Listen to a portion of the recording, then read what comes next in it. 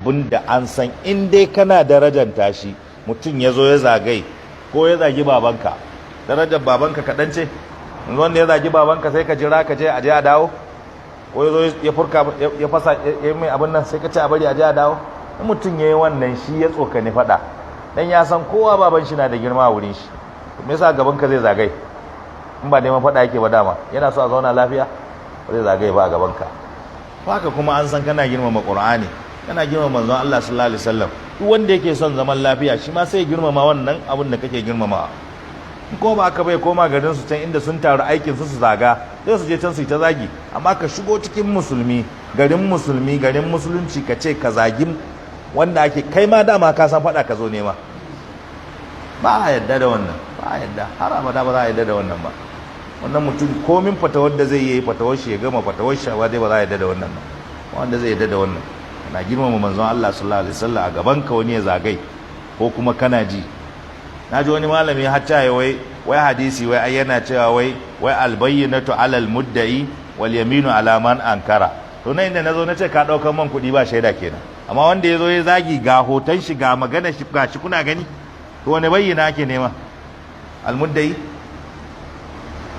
gaskiya ne cewa kada a ɗauki hukunci a hannu a doka, mutane in aka bari su ta ɗauka hukunci. ai ya kawo hadisin ya ce ana kyale mutane akan da'awihim su ce kaza su ce kaza, wani sai ya ga ɗanka ya ce nashi ne, wani ya ganka da gida ya ce nashi ne, wani wannan duk wani abu ne maliyat ake magana, madiyat ne, maganan madiyat daban, maganan kuma abin da a zahiri gashi nan mutum ya yi daban.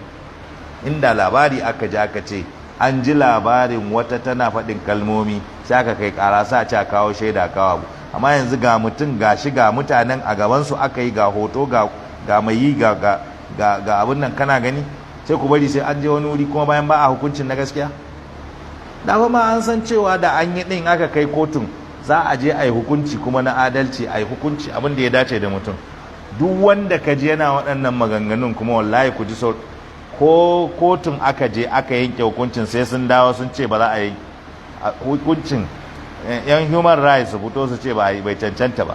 ku duba fa a nan ƙasar ne aka samu yan yarinyar nan aka ba ta maganin ɓera ta ci ta mutu, ana gani ga shaidu ga inda ya zo shi ya kai mutane inda ya rufe ta ba, aka tono ta a cikin aka tabbatar ya yi bayani da kanshi ga abin da ya bata ta ci maganin bera. bayan ya yi kidnapping ɗinta ya ɓoye ta zuwa kwanaki kaza, ya ɗauki maganin bera ya bata ta ci ta mutu.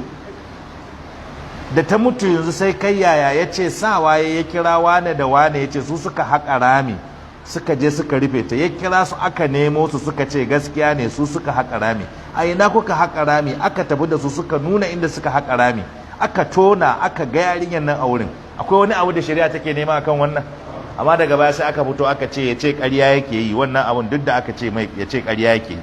wasu suka fara cewa ma alaman ma bai ma da hankali ne, mahaukaci ne ma. kuma har yanzu an yi shari'a an zartar mai da hukunci ba yi ba.